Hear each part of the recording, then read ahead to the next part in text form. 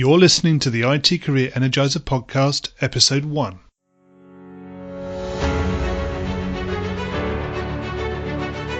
Welcome to the IT Career Energizer Podcast. For anyone who wants to build and grow a career in IT, develop and improve your strengths and skills, be inspired and motivated by the successes of others, manage your career progression, and achieve your IT career goals. And now, your host, Phil Burgess.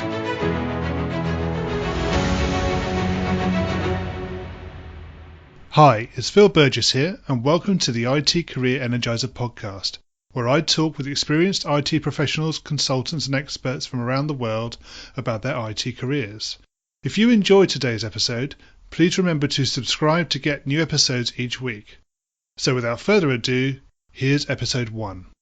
Today's featured guest is John Sonmez. John is a software developer who founded simpleprogrammer.com to help software developers and other technical professionals advance their careers and to live happier lives.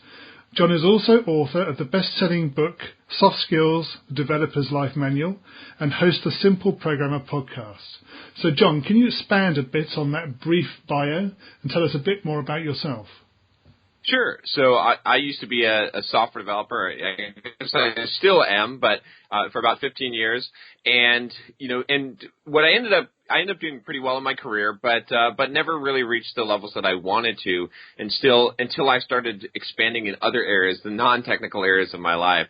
And so I realized how important that was. And so I started to move my focus with my business to helping other software developers to learn how to do things like market themselves, build a personal brand, and things like that. And I really that really started to take off for me. And so now that's what I do full time. Is basically I help software developers not only with the career and the what I call the soft skills, all the non-technical skills, but I help them with all the other areas of their life, from everything from finances to fitness to mindset, which is really important, even to dating and things like that, as whatever my audience is really needing. So cool. That sounds like you've certainly diversified a bit from a standard IT career. Yes, quite a bit. I never expected to be doing what I'm doing now, but I'm having a lot of fun. It's great to be, my entire of Simple Programmer really at this point is really just on helping software developers to become better people in general, to become better, achieve what they want to achieve out of their careers and their lives, and to be more fulfilled in what they're doing, because I think that's really, really important. I think a lot of people miss that point. Is you can be really, really successful, you can have a lot of achievements, but if you're not fulfilled, if you're not actually happy, and you're not actually happy with yourself and who you're becoming, then you've got a real problem. Yeah, no, I totally agree. I think given the way our working lives are extending, I think the importance of enjoying what you do is vital. It has to be right up there with whatever you're considering as the reasons for working. Yes, definitely. Yeah. Yes. Okay, are you able to share with us a sort of a unique career tip that people should know and probably don't? I would say there's definitely a few of them out there. I'd say probably the most important one, especially for developers looking to get a job or to switch jobs, is that going through the front door, applying through the normal hiring process, submitting your resume and cover letter, is perhaps the worst way and has the lowest percentage chance of getting a job and getting a good job. But instead, going through the back door or the side door is much more effective of a strategy. So what I mean by that is that instead of focusing on, where everyone is going, is submitting the resumes on Monster.com and Dice.com or whatever these, the job search sites, and going in like the masses, instead it makes a lot more sense to be focused, to pick out a particular company or a set of companies, to specifically tailor your resume towards those companies, and really to come in through a referral. So if you can figure out do I know someone already in this company, or can I meet someone in this company? Can I provide them some value? Can I some way make an introduction? Can I build some relationships? This is more of a longer process, but maybe over a 3-month period, if you had 5 companies that you targeted that you wanted to get a job at, and you built up relationships with people from those companies to the point that you could get a referral, that's just so much more effective. It has a much higher success rate, and when you get to the table and try to negotiate your salary, you're going to have a huge advantage, because you're going to be using someone else's referral, which is going to give you a lot more credibility. So I think this is one of the biggest things that I emphasize, especially to young software developers entering the industry, is that do not go the road that everyone is going. Don't go the mass sending out resumes and expecting that you're just going to get a job that way. Do some of the things that I'm suggesting here. Think outside the box further. What are ways that you can get in contact with people at the company, that you can avoid going through the normal channels, and figure out how you can get in a better way? Yeah, I totally agree. I think the days of effectively cold calling effectively with your resume are well gone now. So it's a case of being able to go out and really, I suppose, network both within social media, but also face to face with people as much as anything else. Yes, definitely. Yeah, I think there's a huge a huge lack of that today, right? It's so easy for developers to send emails as well, which is that's sort of, I don't want to say it's a coward way out, but it doesn't take much to send an email, right? It doesn't. There's a very low barrier to entry, but to pick up the phone and call someone, to go and meet someone, those are the things that are going to make much more of an impact and a difference, because everyone is sending emails, right? So you got to figure out what other people aren't doing and figure out how you can do those things. Yes, absolutely agreed.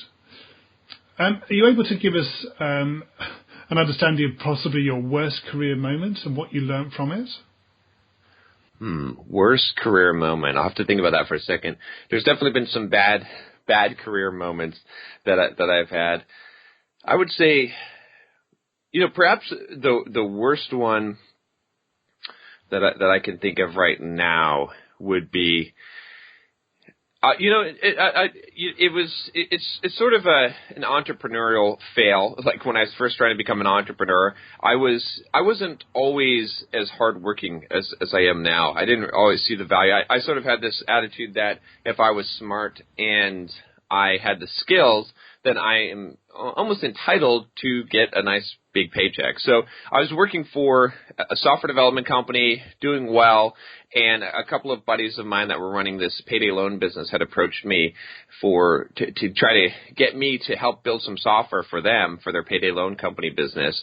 And they offered to pay me a salary and all this, and partnership into the company. And so I accepted and quit my job. And instead of, you would think that, this is a golden opportunity. They actually offered me like a 6-figure income to work for them and to have ownership in the company.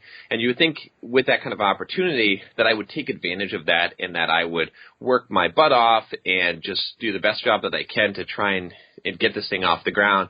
But instead, my mindset at the time was not where it needed to be. And like I said, I very much thought that, I kind of deserve this because I have the skills and I have the knowledge and I'm smart.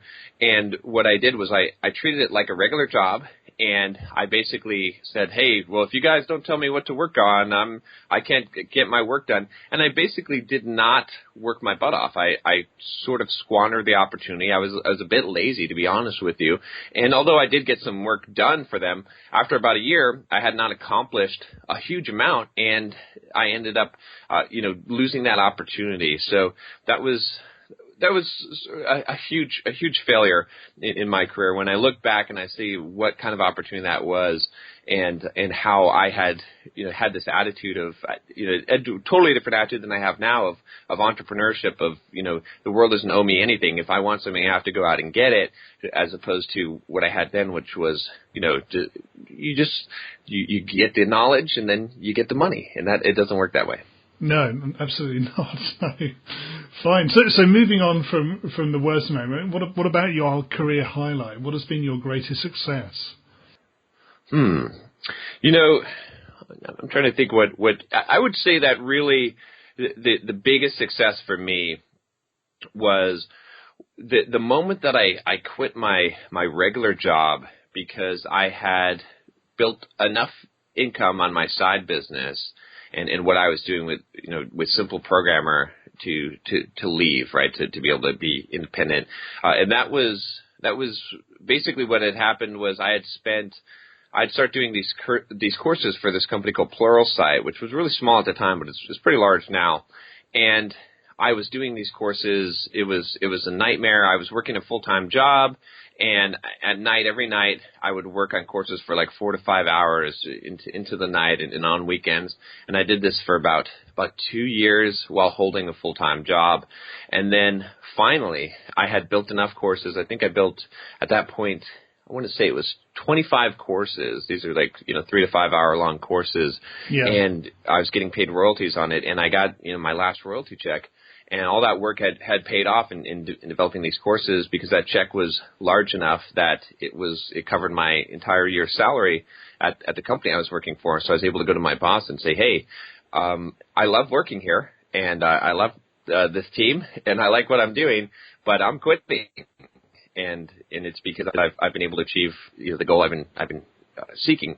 And it's kind of funny because it sort of wraps up. It's sort of the opposite of my worst fail moment, right? That I described because I had learned how to become a finisher, how to complete things, how to work hard, how to and got how to take advantage of an opportunity rather than let one pass by me. And so that for me, it represented not just a financial victory, but a self victory, a victory over beating myself to the point that I now could do what was required of me, and that I had actually earned what I had got, and to change my mindset. So it was a victory on many levels for me to be able to do that and to be able to walk away and to know that I'm on my own now and that I had built this through hard work. It was something that I felt like I did deserve because I did do the effort.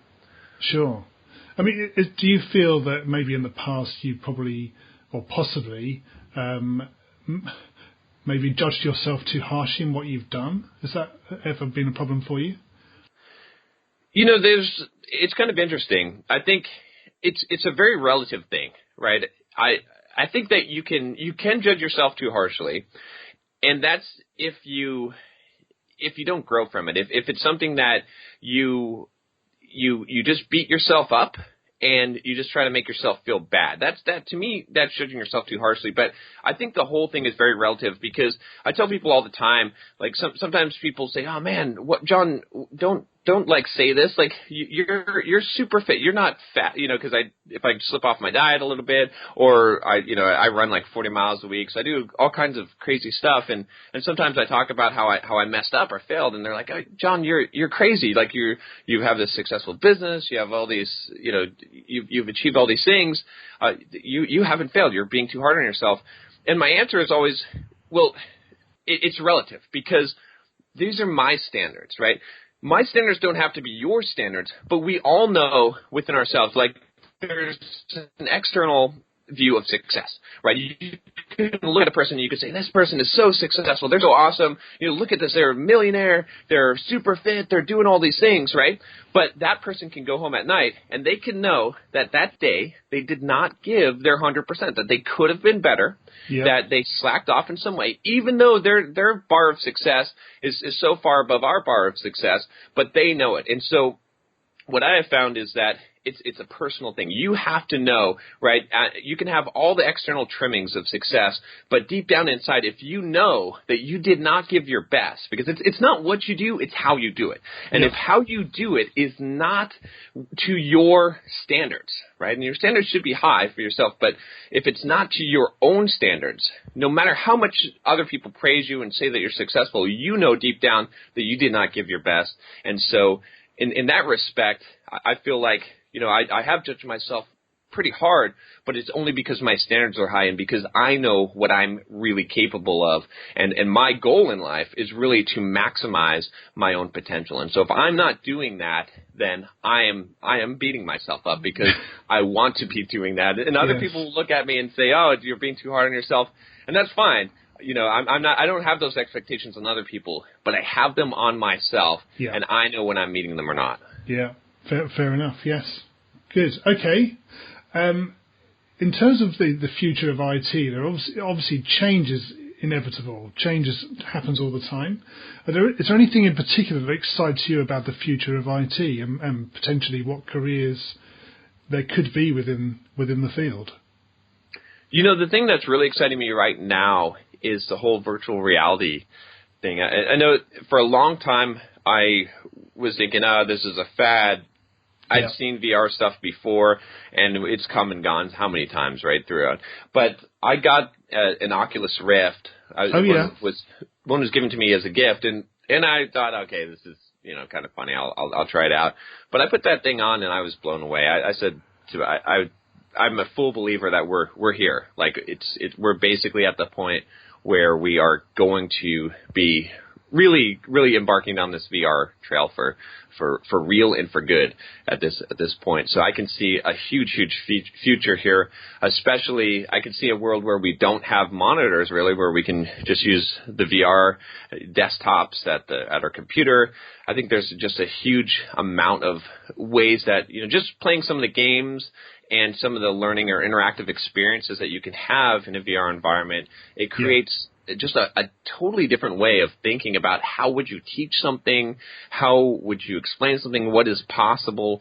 So this is something that I'm really excited about, and I think that it's going to change. It's going to change a lot of the way that we do things. It's very much, to me, the VR revolution is very much like the mobile phone revolution, like where everyone has their phone now. I mean, we do everything on our phones, and we whip it out all the time. Yeah. I think the same similar type of thing is going to happen with VR here. It would probably take a few years, because the only limiting factor that I see two limiting factors right now for VR. One is battery power, right? We still have a problem because this isn't a very portable thing.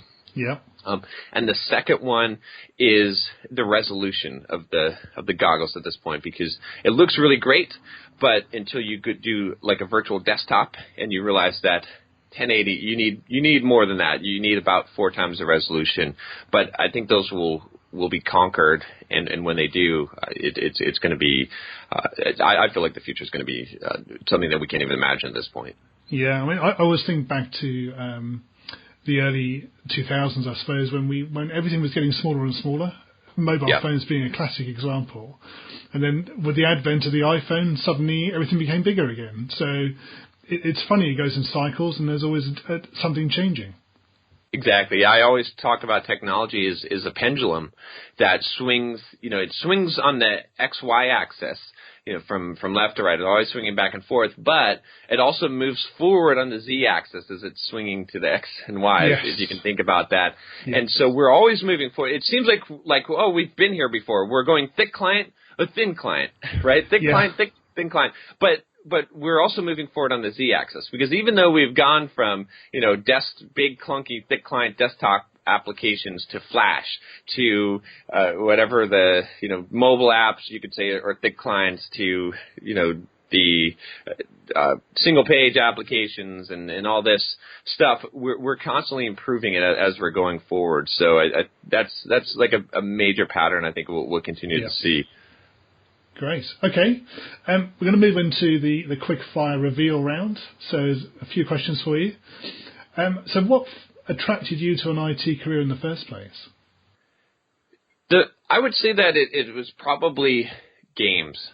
Game development. I always wanted to become a game developer. Way back when, the biggest thing that attracted me was playing these multi-user dungeons. The precursor to, I used to say the precursor to EverQuest, but now the kids today don't even get that. So I have to say the precursor to WoW, which was EverQuest, and then the precursor to that, which was these text-based games where you essentially, D&D type of games. Yeah. And I ended up really liking that, and I wanted to build my own version of it, so I downloaded the source code and I've learned C through that. So yeah, cool. Okay, what's the best career advice you've ever received? I would say, ignore everyone. Right? Just Yes. Like you just have to do you. You just have to do what you feel is right. You take good. It doesn't mean you don't take counsel, but I always say don't take feedback, right? Because feedback is destructive. That no one knows your purpose or what you're supposed to do or what your objective is, and no one has to live with your consequences. So feedback is usually not that valuable. It doesn't mean that you don't hear it. And good counsel is great. But ultimately, you got to weigh everything, and you got to make the decision, and you really got to ignore everyone else. Yeah. Okay. If you were to begin your IT career again right now, what would you want to do? If I were to start over, well, I definitely would not work for someone else. I would definitely build a business from the very beginning. Because that's something that it took me too long to figure out. Yeah. That is in my DNA, and I'd always been told by everyone that you can't do that you got to go to school and go to college and get a job and all this stuff and contribute to your 401k. So yeah. I would do that, and I think I would probably right now be in the VR stuff really interests me. So I would probably be in the VR space trying to create stuff there. Yeah. Okay. What career objectives are you focusing on right now? Well, right now I'm trying to grow my YouTube channel to 100,000 subscribers. I'm at just about 80,000. So that's a big one. How long have you been doing that? Seriously, about 2 years. Okay, that's pretty good growth in 2 years. Thank you. Yeah, I do about 2 to 3 videos a day, so I'm pretty dedicated. I believe one of the best strategies for success in life is to be as prolific as hell. So that's what I employ. And then the other one is I'm launching a new book called The Complete Software Developer's Career Guide, and I'm self-publishing that. And so I'm working really hard. The goal for this book is honestly for it to become the best-selling software development book ever, the biggest launch ever, and to hit #1 spot on Amazon on launch. And so we're doing a lot of work to make that happen, and I do believe it can happen. So that sounds a great project. When do you expect or hope to be able to publish? So the expected publish date is July. I actually finished the book in December. I'm going through some editing process and then the big promotion. I almost blanked on this. If you anyone that's listening, if they wanted to get a copy, I published it online on the blog, but chapter by chapter. But I have it out if you go to simpleprogrammer.com/career guide, then you can sign up and it'll get dripped out to you by email. Great. Not the final version of the book, but as it came out with blog posts. Yeah. But yeah, the plan is to get it all ready and out there by July. Brilliant. Sounds great. So final one in the quick fire. What's the #1 non-technical skill that has helped you in your career so far? I would say communication. That is critical. Yes. If you can communicate, and that just from writing to speaking to just talking with people, expressing your ideas, doing podcasts, all of that stuff has been the thing that, and that's the thing that helps me now, right? Doing YouTube is all about communication. So I would say that is #1, the biggest thing that's helped me. And I was a horrible communicator earlier in my career. I was not very good. I've never expected to be someone who basically communicates for a living. But it is such a critical skill. Yeah, I did another interview a few days ago, and the same thing came up. Communication within the IT industry, very poor. So it's definitely a skill worth developing. In fact, it's the only thing, if you think about it, right, today in our global economy and global community, the only real reason, honestly, that I tell anyone to employ someone in the U.S. or Europe or UK, these areas, as opposed to hiring a developer in Russia or India who's much, much cheaper, or there's a lot, or Malaysia, or there's a lot of places where you can get really talented people because their skill level is high now. It used to not be so good. It's really, really high. It honestly is, right, for very, very cheap. But the number one reason, that advantage that you have over that person, because the actual development of code, of writing code, is being commoditized, whether we like it or not. But the number one thing that you have that they don't have is communication. And that is, if you don't have that skill, if you're just trying to bill yourself today as being a really, really good programmer, well, I'm sorry, there's a really, really good programmer in India and there's one in Russia, and they cost about a tenth as you do. So what else you got? And your answer better be, you know what? Here's the thing. Those guys, they may be able to code just as good as I can, maybe even better. But you tell me what you need done, and I understand it, and I am going to update you on the progress and communicate with the team and get the thing done, because that's more critical. And that's the skill that's required. So for developers out there, if you want to know how do you compete in this global economy, you got to have that. Communication is key. Yeah, absolutely. So can you share a parting piece of career advice with the IT Career Energizer audience? I would say this is that don't focus just on your technical skills. Your technical skills will only take you so far in life. And the thing is, you have to, if you're the best coder in the world and nobody knows about it, if you're just coding in your basement, it doesn't matter, right? You've got to have a combination. You've got to have the ability to market yourself and to get a brand out there, to be able to, because marketing yourself is a magnifier. Marketing is a magnifier for skill. You got to have both, but you've got to focus on the non-technical aspects of your career, because those are the things. In fact, like I said, I spent 15 years as a software developer, and I did well at doing the software development thing, but my career didn't really start to take off until I started focusing on all the non-technical areas of my life and career, and that's when my salary doubled and tripled, and things really took off for me. I wish I would have known that earlier on. So I would say, focus on it. It's good to be technically strong, but that is not, it doesn't entitle you to anything. You can be the smartest person in the room and be the poorest person. Believe me, I've gone to a lot of Mensa meetups, and I've seen a lot of people that are basically homeless that are really, really bright. They have huge IQs and they know a lot of facts, but they don't have the application, and so that's important. Yeah. Great. Okay, so finally, what's the best way that we can find out more about you and connect with you? Best thing is to go to simpleprogrammer.com if you want to see my articles. And YouTube is really where I'm at most of the time now. So if you just go to youtube.com/simpleprogrammer, you can find me there. Just subscribe and you get my videos. And yeah, that's the best place to find me today. Right. John, thanks so much for joining me on the IT Career Energizer podcast today. It's been great talking to you. Thanks, Philip. I appreciate you having me. Hi, Phil here again. I'd just like to say a big thank you for listening in to this very first episode of the IT Career Energizer podcast. And please remember to subscribe for future episodes. In the next episode, I'll be talking with Laura Brandenburg, who is an experienced business analyst. This episode is available right now. I'd love to hear your thoughts about the podcast. You can leave comments on the website, which is itcareerenergizer.com. You can also find me on Twitter, Facebook, and on LinkedIn. Thanks for listening to the IT Career Energizer podcast.